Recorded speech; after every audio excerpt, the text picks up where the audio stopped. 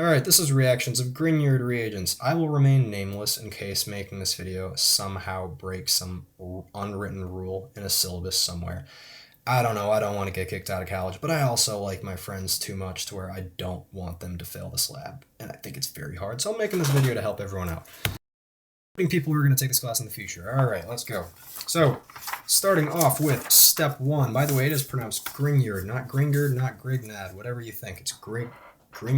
Even I messed up there. So, step 1, we're making our drying tube in our apparatus. So, we're going to push a cotton swab into there. Do not push it all the way down because we need to get it out at the end of the experiment. So, that is a big point. Do not push the cotton swab down. We have to get it out at the end. We're going to be adding our dry right by tilting our beaker, pushing our drying apparatus into it, our drying tube. And eventually we're going to add our second cotton swab. You can see the video buffering to death. It took me like 10 minutes to edit this, so it runs a little smoother. And here we go. Get our little copper wire, push our second cotton swab in, and boom, congratulations, you have set yourself up a drying tube. Good job. Alright, we're still on step 1. Our apparatus together. So we have a 5 milliliter conical vial with our tiny little spin vane. Do not lose that. Do not have it sent down the drain. It sucks. Here we got the microclizin adapter, and we're going to put a cap on it in a second. We have our drying tube with the 2 cotton swabs and the dry right in between. Here is our cap. The cap has a tiny little pore on it that will allow for a syringe to be inserted into it. And we're going to tighten this guy really quick to make sure things don't fall. We're going to tighten the cap and we're going to tighten the clamp. Hello, this is Editing Christian. At the time of recording this, it's like 2 in the morning, so I'll be making appearances throughout the video. Goodbye. So very review. We have our 5 milliliter conical vial. There is not water. There is not anything in that vial right now. That tiny little divot that you see that was present before is just the shape of the glass inside of the vial.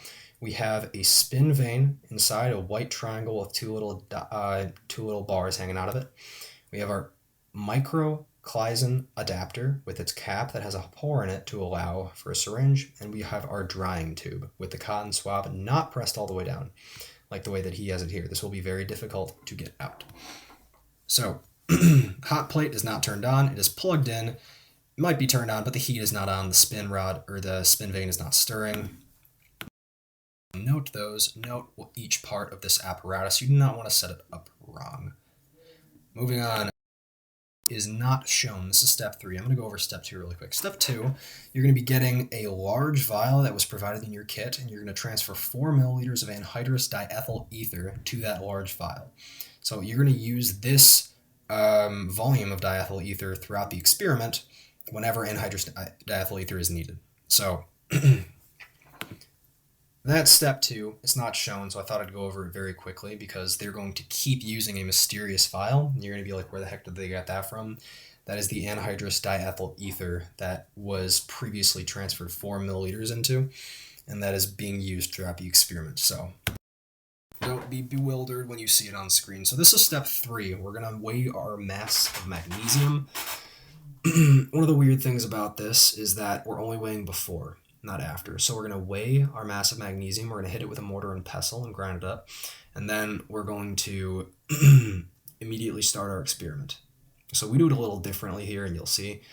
First thing to note, weigh paper is not important. We see that the weigh paper is on the scale, but the mass is 0. That's because we're tearing the weigh paper. Or tarring it, however you want to say it. I don't know where you're from. It doesn't matter. We're not going to weigh the weigh paper with the magnesium and add an extra calculation. So we're going to try to get as close as we can to 0.05 grams of magnesium.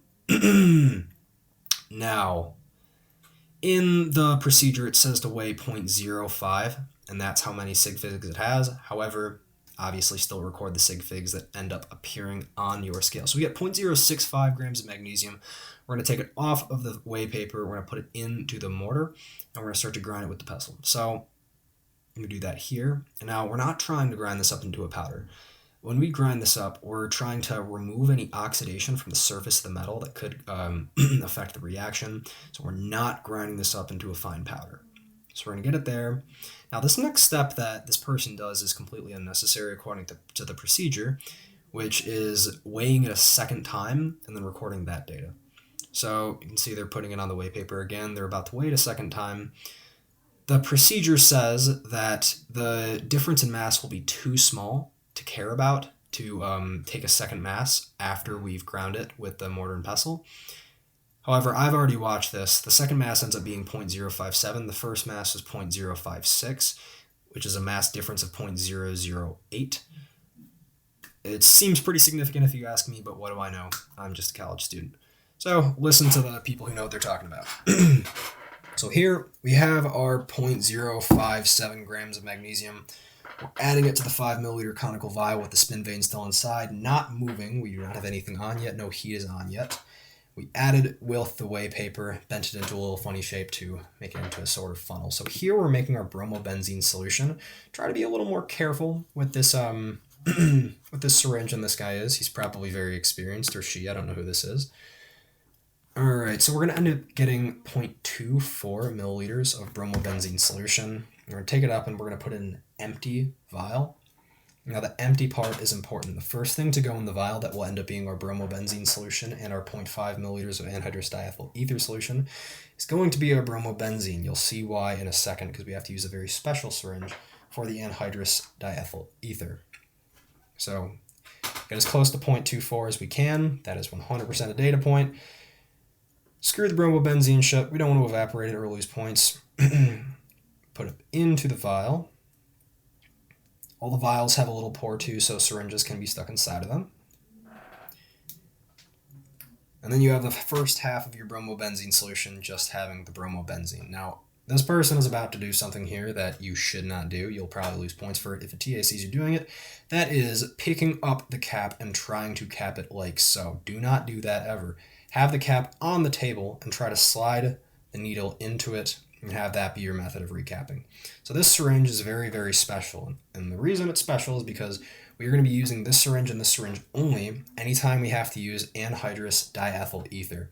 So this is our vial that we had at the beginning of the experiment from step 2 that we put 4 milliliters of anhydrous diethyl ether into.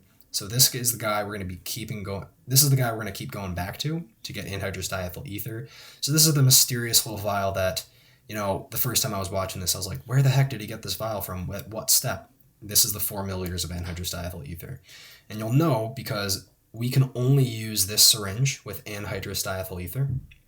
And coincidentally, we happen to use this syringe the most with this guy right here. We also, let me rephrase, we only use the syringe when we're using or solutions containing anhydrous diethyl ether. So as you'll see in a second, we're going to be putting this into our 0.24 milliliters of bromobenzene. And later in the experiment, we're going to take up the bromobenzene and the diethyl ether at the same time because it's a solution at that point, and we're going to be adding it to our 5 milliliter conical vial. So notice, let's see if I can get a clear image of the measurements. Oh, it's editing, Christian. You know, there's a lot of awkward pauses in this video, and I don't really know like what to put in there. Yeah, you know what? I think I'm gonna do fun facts, just like random facts. Don't do what I did at first and think that this is 1 milliliter. This is 0.5. This is 1 milliliter. Look for the 1. Anyway, we're gonna get 0.5 milliliter diethyl ether. We're gonna put it into our already containing 0.24 milliliters of bromobenzene, and we are going to make our solution. The Eiffel Tower shrinks by 6 inches in winter. So after we have added, we're going to gently swirl the solution, as you can see, to homogenize it. All right, another step that is not shown is the sulfuric acid. Just really, really quick and speak about that. So it is at this point where you're going to want to get 1.5 milliliters of 3 molar sulfuric acid and place it in an ice bath for later use. So steps 2 and 5 are not said or not shown in this video directly. I couldn't find them. It's not that I couldn't find them, they just weren't there. So at this point, get your ice bath, get some ice in your bucket, add 1.5 milliliters of 3 molar sulfuric acid in a clean vial, and place it in the ice bath. We're going to use it later in the experiment. Now, on to so we're going to draw 1 milliliter of anhydrous diethyl ether with our special anhydrous diethyl ether syringe that we can only use for anhydrous diethyl ether. If anyone wants to keep a count of how many times I keep saying that 3-word phrase, that'd be awesome. We're going to put that in to our 5 milliliter conical vial. So this is step 6 of the experiment.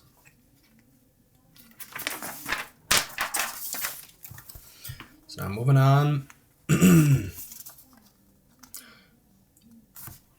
This is where part of the experiment differs. This is the most sensitive part of the experiment. In the procedure, it does not say to start slowly stirring the mixture until step 8. We are currently coming up to step 7. However, we're still stirring. So I'm not 100% sure why, but I'm going to go over the video instead. I'm gonna look at the video over the procedure, not the other way around. So I'm gonna put more credit towards the video. So we're gonna start spinning. In a second, we're gonna be adding our 0.25 milliliters of bromobenzene solution. So not the entire thing, just 0.25 milliliters of it. You can see we're adding it right now. Alright, so like the moon, right? You know, it's just like a fucking rock floating in space, right? And remember, when we're adding this gently, so we're not squirting it like crazy. Yeah. So like there were active volcanoes in the moon when dinosaurs were alive. So I noticed this earlier, at like 8:13, there's a cut in the That's footage. insane. Yeah, right there. Yeah. So this appears a few times, and it's just, I'm pretty sure there's many minutes that elapse during this. Another thing about the PowerPoint lecture that's not exclusively stated in this video that I'm watching right now is that if you do not end up getting bubbles appear, in 20 to 30 minutes after starting your experiment, tell the instructor something probably went wrong and you might have to restart. I'm pretty sure food is being made downstairs, so please excuse the ruckus. All right, so once we start seeing those bubbles, we're gonna end up lifting the vial off of the hot plate. We're gonna be turning off the heat, so the stirrer should still work at this point, even though the vial is off the heat. Just keep it there. The mixture is gonna start turning slightly cloudy and chalky once the reaction has started. Bubbling is gonna continue even though it's not on the hot plate and we're not heating it at all. So in the procedure, it says that you can turn the stirrer off briefly to see clearly what is happening. They don't do it in the video. I'm pretty sure it's just up to you. Alright, so here you see we have our reaction proceeding soon. We're going to add our 0.5 milliliters of diethyl ether.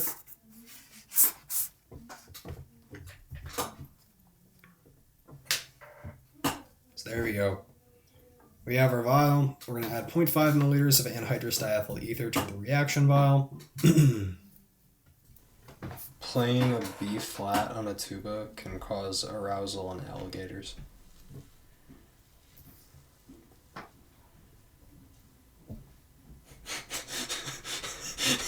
So we're going to add the remaining bromobenzene solution dropwise to the solution. And we're going to try not to cause a vigorous reaction. So this is going to be a reactive. When we add this, it's going to be reactive. So as you can see, he did it a little slowly. Probably a little quicker than I would have done it, but slowly. So we're just raising it a little bit above the hot plate, even more than it was before, just because of preference. So big thing, if the volume in this vial gets too low or if it's evaporating too fast, just add more anhydrous diethyl ether.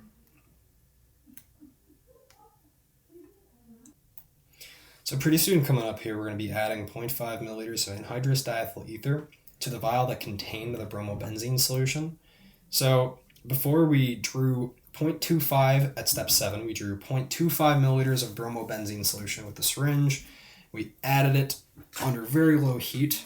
Now what we're about to do is the remaining 0.49 milliliters, we're about to add 0.5 milliliters of diethyl ether, and we're about to take all of that solution up. As you can see he's doing here, he's taking it all up with the syringe, and he's going to be adding it all at once. So this is step 14. Alright, so I'm reading this National Geographic thing, right? Apparently penguins have an organ behind their eyes that turns seawater into fresh water. Like, we just got a bunch of penguins. We wouldn't have to, like, use, like, water converters. So once we've added that, now we start a 15-minute timer. Once again, do not let the volume drop below 2 milliliters. So the solution at this point should be a yellow or brown color. As you can see, it is. So we start our 15-minute timer. So while that's going, we're going to be making our methyl benzoate solution in 0.5 milliliters of anhydrous diethyl ether. So this is the exact same thing as the bromobenzene, and we're actually doing it in the exact same vial. There's no need to clean the vial before use, as stated explicitly in the procedure. So we're using the exact same vial for this solution that we are for the bromobenzene. So it works the exact same, except instead of adding 0.24 milliliters of bromobenzene, we're adding we're adding 0.12 milliliters of methyl benzoate. And then we're going to be taking it over to our workstation, and we're going to be adding the 0.5 milliliters of anhydrous diethyl ether there. So we just took up the 0.12 milliliters of methyl benzoate. We're adding it to our tiny vial. As the bromobenzene solution, we're adding 0.12 milliliters of methyl benzoate. Now here we have our anhydrous diethyl ether syringe from that same vial that contained the full ether from step. That mysterious vial again. So here, timestamp is this is 14. So here we're going to be getting our 0.5 milliliters of anhydrous diethyl ether, and here we're adding our 0.5 milliliters of anhydrous diethyl ether to our 0.12 methyl benzoate solution. And then you can see we gently swirl it. So apparently a cockroach can live up to 168 hours without its head. So now reaction's been going for 15 minutes. We've done the methyl benzoate solution during the reaction. So now that 15 minutes is up, we're going to be drawing the methyl benzoate up with our syringe and adding it very slowly to the solution. We're adding it dropwise. This reaction is an exothermic reaction, so we got to add this really, really slowly because we don't want the diethyl ether vapors to reach the Kleisen adapter. So after this, as you can see, the reaction should turn blood red, rose, whatever color that is, pink, red, whatever. Even if this only briefly happens, that's still good. If this does not happen, contact your instructor. So in a second after this, we're going to be adding 0.3 ml of anhydrous diethyl ether to the vial that contained the methyl benzoate to rinse it, and then we're adding that solution in one portion to the conical vial. So very similar to the step where we had very similar to the step where we had 0.5 milliliters of anhydrous diethyl ether, and we wash it in the bromobenzene solution, then we add up that all in one portion. Except this time it's a very small amount. So as you can see, we're washing it out with 0.3 milliliters of anhydrous diethyl ether that contain the methyl benzoate solution, and then we're going to add that in one portion to the 5 milliliter conical vial. So now after we do that, we're going to let the reaction continue to mix and stir for 15 more minutes. In the procedure it says that if it stops stirring with the spin vane, you can take off the top and occasionally stir with your spatula. You know, different strokes for different folks. Do that. They don't in this video. So that is the last time. That is the last time that you saw him use that needle there with the anhydrous diethyl ether. That is the last time we need that syringe. So we are now done with that syringe. We don't need to use it for anything else. I'd like to have who's ever watching this know that I'm literally just Googling fun facts, going to images, and just reading shit I found on the internet. So in just a second, we're going to be taking apart our apparatus. Yeah, we'll take it apart. Apparently, giraffes' tongues can be 20 inches long, and the tip of it is dark purple. So, let's see, how close are we? Almost there. So at this point, after the 15 minutes are up, we're going to remove the Kleisen adapter and the drying tube. We're going to put those back in the kit. Don't be very careful when you do this step because this is where most of those are broken. So now we're going to cap the 5 milliliter conical vial. We're going to put it into an ice bath. I'm back. Venus is the only planet to spin clockwise in our solar system. Now, as far as time in the ice bath goes, it doesn't explicitly say. However, the next cut, we have our sulfuric acid that we put there. That was, I believe, step 5. Let me check. It was step 5. So that's our 1.5 milliliters of 3 molar sulfuric acid. I'm sorry if this is pissing anyone off who's watching this. It's funny to me. It's actually illegal to own one guinea pig in Switzerland. So we have our cooled reaction mixture. We're going to be taking 1.5 milliliters of sulfuric acid that we've chilled, and we're going to be adding it drop by drop. So we're going to try to add this very slowly. We don't want to froth the reaction mixture. The contents of the vial may solidify. However, we can use that little spin vane and stir it a little bit to break up any solid during the acidification. So when we add sulfuric acid to this guy, it's going to create, the hydrogen is going to react with the magnesium. It's going to make hydrogen gas. So this is trying to get rid of any of the solids that are still in solution. So if needed, it says to close the vial and shake with venting to induce dissolution of all solid materials. They don't do it in this video, but 2 distinct layers should appear when all material is in solution. This is step 21. Dude, holy fuck! This actually just blew my mind. Bananas are berries. I mean, like the yellow fruit. Bananas are berries. Strawberries are not considered berries. What the hell?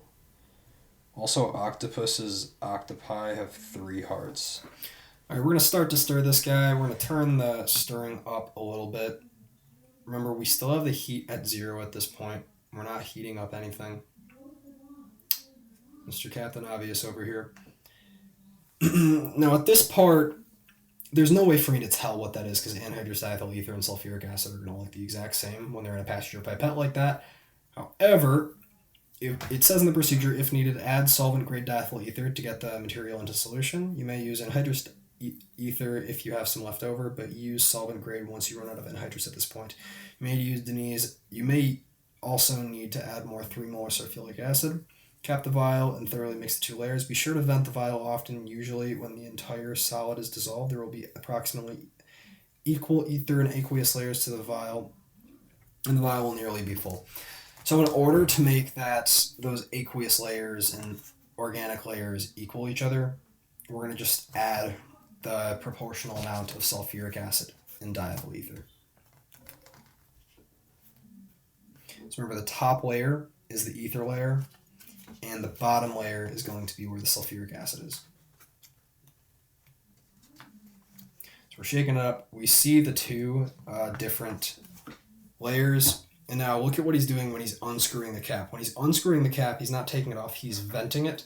So he's shaking it up. There's going to be a lot of hydrogen gas built up. And he's venting it to let all of that gas escape so it doesn't contaminate the solution. Contaminate's the wrong word.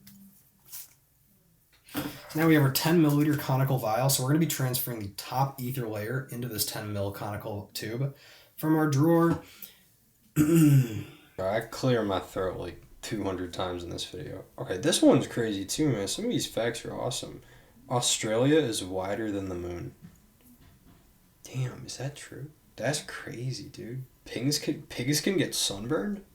The fuck? So we're unscrewing the 10 milliliter conical vial. We're taking the top ether layer from it, and we're putting it into that 10 ml conical vial. So this ether layer part of the experiment is the important part. So the aqueous layer at the bottom is going to be discarded at the end, as you'll see. So we're getting the ether layer at the top. Okay, I've done some reflecting. Pigs getting sunburned, kind of like, I think anything can get sunburned. Like, let's be real. Anything can get sunburned. If it has skin, they don't have sweat glands. Very precise. Yeah, it's very precise. Love to see it. Love to see it. They don't have sweat glands and cool off by covering themselves in mud, which also acts as sunscreen. Oh, that's why pigs are always putting mud on themselves. That's so cool. Wow. The heart of a blue whale is so big that a human could crawl through its aorta. That's cool. I would want to climb through a whale. So now this part is step 24. So we just finished step 23.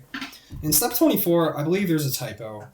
It says wash the remaining aqueous layer with 0.5 milliliters of diethyl ether. Remove this ether from the aqueous layer and place it in the tube with the first ether layer from step 22.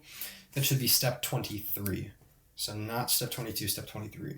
So this is this is the 0.5 ml diethyl ether. The reason we're washing it with this is we had 4 milliliters in there to start. So if I go back, we have 0.5 milliliters in here, and if we haven't used any extra, then this 0.5 milliliters should still be there. We can just dump it in.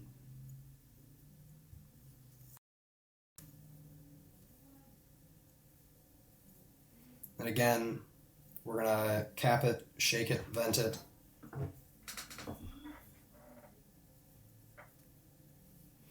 And we're gonna take out that ether layer again. And we're gonna put it in there, try to get any excess product that we might have accidentally left in there. It's barely any on this second step. Dude, so cheetahs are so genetically similar. Like cheetahs, like the cat from Africa. They're so genetically similar that supposedly you can draw blood from one and inject it straight into another one without any health issues in the receiving animal. It's like no blood type or clotting variations. Like, I don't know, it's like a genetic bottleneck, and it means cheetahs will not likely survive extinction much longer. No. Alright. On step 25, we got our sodium The cheetahs.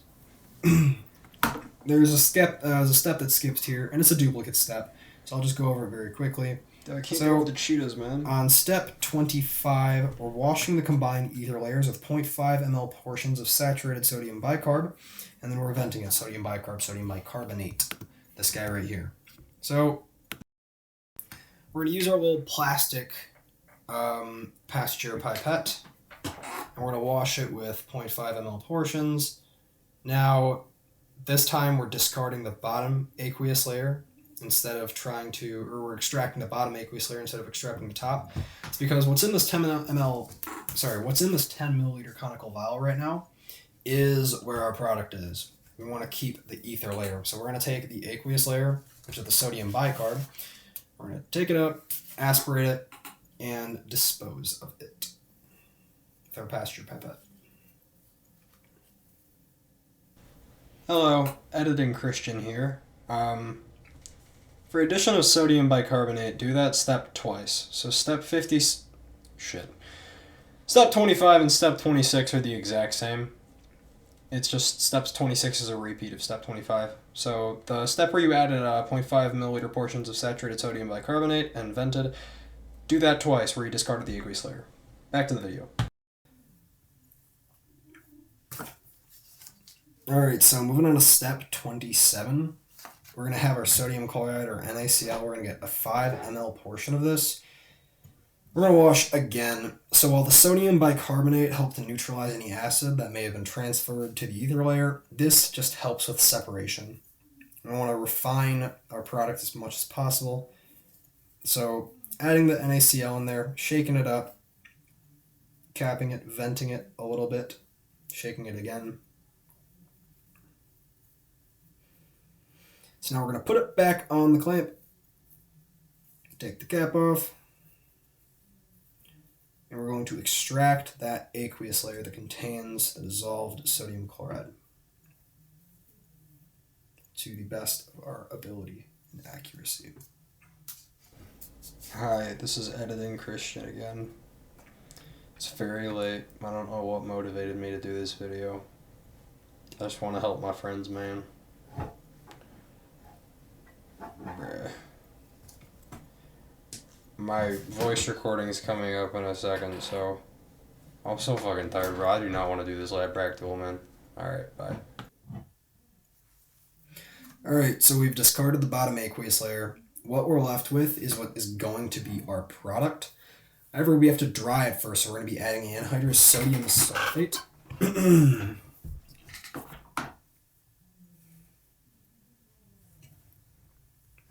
Now it says to add this. So it says to add anhydrous sodium sulfate to the ether solution until there is some rolling sodium sulfate. I'm not sure what that means. However, what you can see here, just waits until it's solidified at the bottom, so there's not a chance that a piece of sodium sulfate could break off and end up getting into your final product when you pour it into your 30 ml beaker. take it from my personal experience, after getting a 250% yield on one of the experiments, don't do that. It kind of sucks. So he pours the anhydrous sodium sulfate in there again. We're going to wait a little longer. Cap the guy.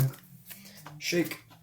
Alright, there's an awkward silence in the video, so I'm going to fill it with fun facts. The Pope actually can't be an organ donor, and Sudan has more pyramids than any country in the world. That's just really cool, honestly. Okay, so here's a distinction between this is a distinction between the procedure and between the video. So we have our product here. You can see that it is dry. Not pausing. Okay, we can see that it's dried. We can see that there's definitely much less liquid there than it was before. So we see how he's pouring it into a dram vial right now. We're not going to be doing that. We're going to be pouring it into a 30 ml beaker from the kit that we get. So, and then after we're done with that, we're going to end up in the fume hood. So we see that we're taking the liquid from the 10 ml conical vial to what should be the 30 ml beaker.